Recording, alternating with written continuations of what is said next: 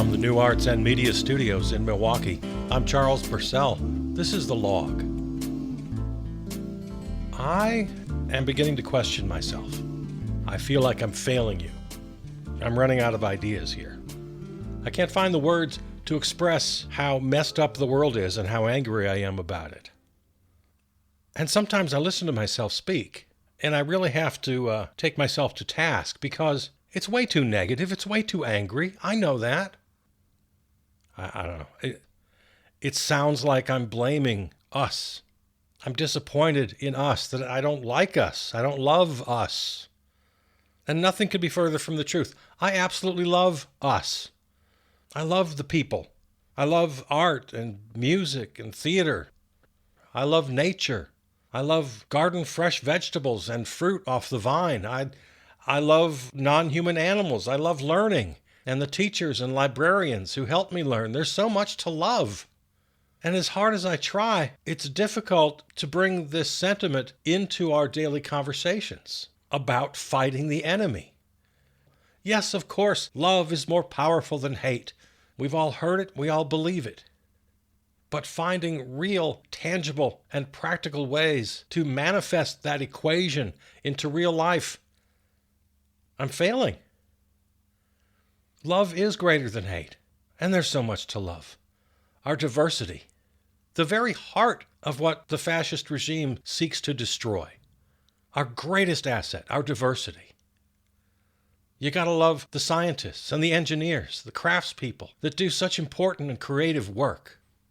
I especially love the people who do the really hard and dangerous work, the kind of work I know I could never do. There's so much good. There's so much good among the people. And the world itself. Oh my God, I love the sun and the moon and the night sky and the morning sky and the snow and the rain and the wind. I love riverbanks and lake shores and the ocean front and the wide open seas. It's all there for us. I love new ideas and wild ideas and crazy ideas. I love philosophy. I love thinking about thinking. Most of all, I love the possibilities in all of that. And of course, I love my friends and my family, and more than anything else, I love my kids. There is just so much to love. It's endless. But what I don't love, what has to go, pretty much everything about how we organize our collective life. You notice the things I did not include in my list of things I love. I don't love my country. I don't understand patriotism. I don't get it at all. It's stupid. I especially don't love nationalism. That's stupid on steroids. I don't love leaders. Some have done their best, I guess. But ultimately, they're in a no-win situation. Because we don't need leaders. We don't need bosses. Generally, they ruin everything. At their best, they're inconsequential. I mean, think of any topic you and I talk about, and it's pretty much upside down on how it ought to work. Politics, the way we run elections, how it's drowning in money and the effect that has on the outcome. The business of how we produce, distribute, and consume goods and services. You and I talk about that all the time. I won't go down that rabbit hole for the 1,000th time. But the central role of money and profit has to be eliminated. I just heard what's his name the other night. I forget his name. They call him the godfather of AI because he was very instrumental in the very beginning development of AI many years ago. And now he's an elder statesman warning us against the dangers. I bring him up because in an interview he said, we have to change the way we do everything. We have to reorganize the way we do things. Now I've heard many people say that. Important people, smart people. This guy's in a particular position that when he speaks, we should listen. But he never takes it to the next step. Nobody does. No one ever does. They say we have to change the rules, but they don't say how. They're afraid to go to the next step. Either they can't do it, they're incapable, they're so steeped, hypnotized, it's the air we breathe, it's the water we swim in. They can't even see that money and profit is the problem. They can't bring themselves to say, abolish money, abolish profit. They can't bring themselves to understand what David Graeber tried to tell us before he died, that this isn't the only way to run things. The great anthropologist told us that there have been many societies for thousands of years at a time over the course of human history that didn't have leaders, that didn't have money, and yet they were highly organized. They built great cities, made great advancements in mathematics and technology, and at the same time, it was an egalitarian society. We don't have to be doing what we're doing. The arts, which are life-affirming, trapped in a world where money and profit and investment and appreciation make the whole process of creating and consuming art an act of prostitution. Public safety completely on its ear. Defund the cops? You afraid to say that in civil society? Yeah, I'll say it. Defund the cops. How about this? Abolish the cops. These are the things we're afraid to say. I'm against public safety? No, of course not. The way we're doing it is upside down. Sports and entertainment, something that may seem trivial, something that may seem tangential. It's not at all central to our lives. And it's all tainted by how it's all forced through the sausage making, encased in money and profit. Technology continues to advance, but all the benefits go to the 1%. Education, trapped in a centuries-old model. Doesn't have to be this way. Every issue, every topic you can think of could be improved 1,000-fold if we, the people, had the power to design the operating system. Imagine what we could do together, the people, in concert, in cooperation, without the bosses, without the so-called leaders, without the money dictating how we do it. Imagine the news media, social media, without the bosses, without the profit. Imagine a world where everyone is free to travel, regardless of income or nationality. Abolish borders. The loftiest dreams of the most ardent environmental advocates would be realized overnight if we eliminated money, profit, and the bosses from the equation. We all want to protect the earth. We would simply do it. The fact that there's a housing crisis, it couldn't be more insane. There's plenty of room. There are 10 times more vacant units than there are homeless people or underhoused people. The poison we're currently fed by Big Ag could be replaced by actual food. Public health would skyrocket overnight. And when I look at all these issues, politics, business, religion, the arts, public safety, the media, the environment, the very food we eat and the houses we live in, everything, we together are more than capable of building a beautiful world, the world we deserve. And there's only one thing stopping us. The laws, the rules, the institutions, the legal framework, the regulatory regime, the political order. None of this is real. None of it is necessary. As Charlie Chaplin called it, machine men in a machine world. And it's not that they're all evil. It's not that there's good people and bad people, though there are, of course. There are plenty of evil people. But I'm talking about the system itself that gets into a person's bones. Because once a person reaches a certain level in our system, a certain level of income, of wealth, of status, of education, it means by very definition that that person has been indoctrinated. That's how they got to their position. They bought in. They're vested. The institution serves them and they serve the institution. The relationship is reciprocal and impossible to put asunder.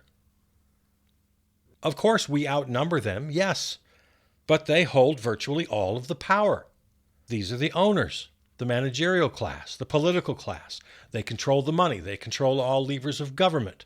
They make all the rules. And they control the media. So the propaganda is massive. We have to work like hell to resist it, to stay awake ourselves, to not succumb. We're told every minute, overtly and covertly, to submit. They don't have to be bad or evil people, although, like I said, some definitely are. But most of them are simply incapable of veering off the path they've been conditioned to follow. So, we have to turn to each other. We have to reject the controlling class, not play by their rules. We have to make our own rules, build alternative systems outside the approved establishment in every aspect of life: our work, our consumption, our relationships, how we move through life, how we get from point A to point B, the communities we choose to live in. In every aspect of life, we must starve the controlling class out of existence, especially as it affects the economy. Withhold our dollars and withhold our labor. And we know how they fight back. They will literally criminalize our own autonomy. But we have to commit to civil disobedience.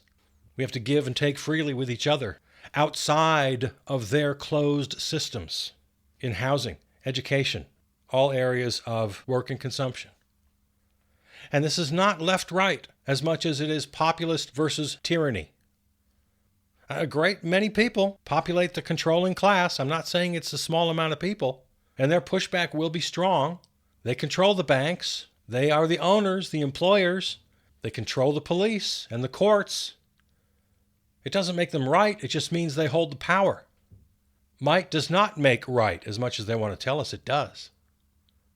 So whatever power they hold, and it's plenty, they haven't earned it, and they don't hold it by legitimate means. And they haven't faced real resistance yet.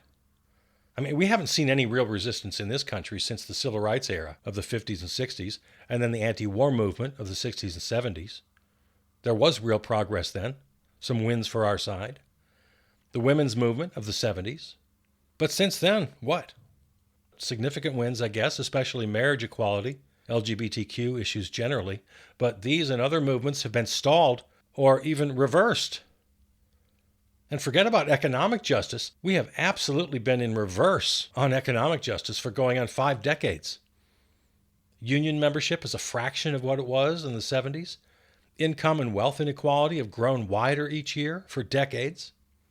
A massive transfer of wealth to the millionaires and billionaires, who of course have a stranglehold on lawmakers.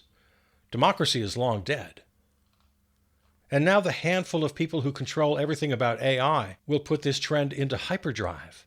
Massive job loss, massive wealth transfer, soon complete. A tiny handful of self-coronated men will control everything, including the government, while the rest of us are left with nothing. And here I go again. Again, I catch myself and must scold myself for being so negative. But I'm just reporting facts here. These are the facts. And the very good news here is we have a way out. We absolutely have a way out. Because love is greater than hate. And we have the numbers. And we are capable. But there is no path out of our predicament within the rules of the current system. That game is rigged. That road is closed to us. And this is what I've been trying to convey for these weeks and months. Been trying to find a way to make this clear. Our only option is withdrawal. Withdraw from the system. Turn away from the money men and turn toward each other. Withdraw your consumer dollar. Boycott all corporate goods. Limit your purchases to mom and pops. Even better, thrift stores and community yard sales. Or even better, join pay-nothing groups or start them. Use or establish free libraries of things and repair. Join or establish local food co-ops and farmers markets.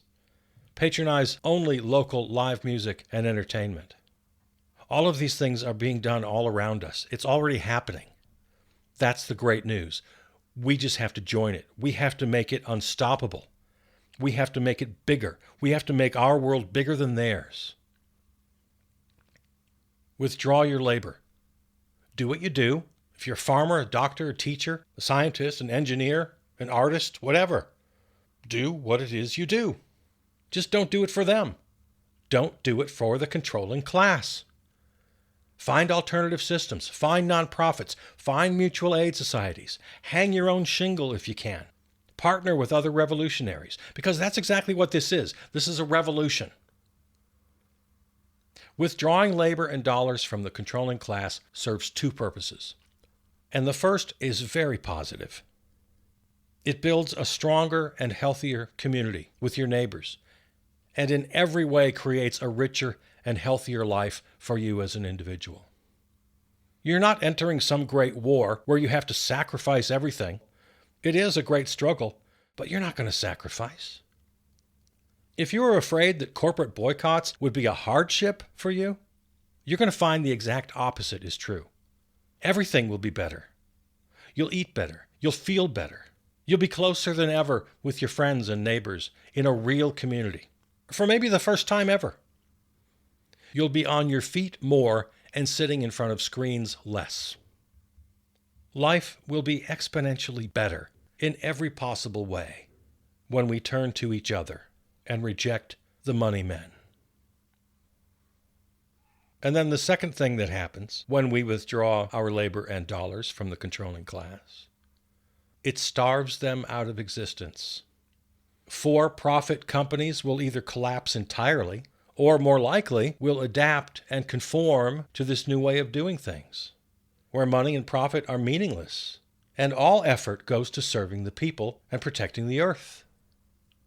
It will force governments to adapt. They'll be chasing us. We will have the upper hand. If they try to manipulate us, like they've been doing for 250 years, and they're going to try. You know they're going to try. But at a certain point, they'll have no choice but to buckle and to recognize us as the leaders. Because they're going to need us way more than we need them. Because the fact is, we don't need them at all. We just have to understand that and live like it's true. Because it is true. I happened to catch a great little talk by Stan Lee recently, the great Marvel Comics creator. And the gist of his little talk was, be delusional. Meaning, don't let anyone tell you you can't achieve your dream.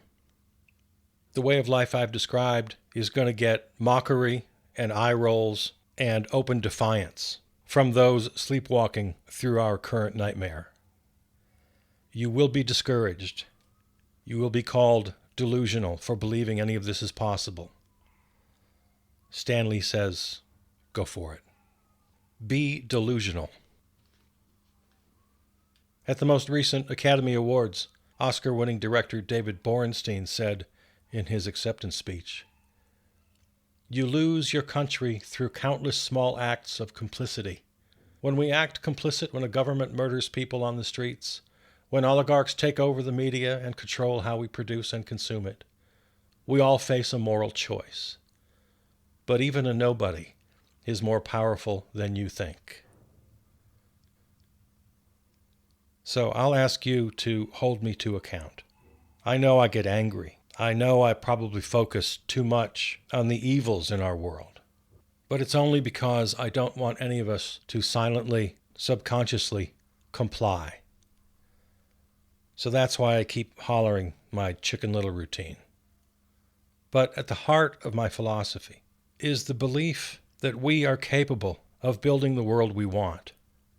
We are a remarkable people on a beautiful planet, and I got nothing but love for you, for all of us, and for what's possible. I don't use the word revolution very often. It's too grandiose, I guess. At heart, I'm still a small-town kid from rural Wisconsin. But what you and I talk about here on the log is absolutely revolution. And we do have to think about it that way, and we have to be okay with that. You need a revolutionary mindset to do the things that need to be done. And there's only so much time we can spend criticizing the powers that be, or even trying to come up with ways to topple them. As valuable as both things are, we need to know the truth about our condition. We need to plan their downfall as part of our revolution, of course. So, sure, define the problem, defeat them by all nonviolent means necessary. But the third leg of that stool is having some idea what we're fighting for. And the more time I spend imagining a better world, the more I realize how left and right politics have almost nothing to do with it. This is something I've learned through my work on this issue. Now, I always identify as a lefty, and I probably always will. But as I look at the issues, I find so much in common with conservatives, with libertarians. Yeah, we all want to be left alone by the so-called powers. We believe in our own autonomy, in our own liberty. We don't want to be told what to do. We don't need to be micromanaged. I have so much more in common with libertarians and conservatives than I ever thought I would until I really looked into this. And I hope that among my listeners, there are some libertarians and conservatives. And I hope they're hearing this too, as I work through all these ideas. The one chasm that divides us is one that I think we could conquer. Because from what I understand of libertarian and conservative dogma is they hate big government. They don't want big government telling them what to do. Well, I'm with you on that. They don't want high taxes. Well, that's where you and I have to have a conversation. Because from my point of view, I don't want big government either. But let's define government just for the sake of our conversation here. I'm an abolitionist, meaning I want to abolish a great number of institutions. So many laws we could take off the books. There again, area of agreement, I think, between us. But I don't want to abolish government altogether, because the way I define government is exactly the way America's founding fathers defined it.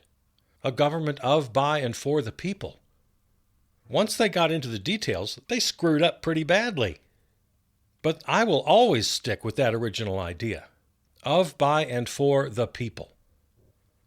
Is that a left-right divide? I don't think so. So I want a small government that does very little. The fewer laws, the better. I agree with you. Now, here's another big difference between us that creates that gulf between us. Money. Because I put money and the power it's been given in our system right alongside big government, right alongside big business. Public-private, I don't see the divide. I see oppressors and oppressed.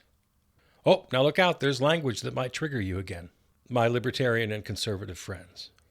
Let's take another pause to define terms. Defining terms is so important when you're having a conversation with somebody. By oppressor and oppressed, I just mean the way you look at big government and individual citizens. That's all I mean. Where you and I have to get together, I'm not quite sure why you don't see big business, big money, big food, big ag, big pharma, big everything.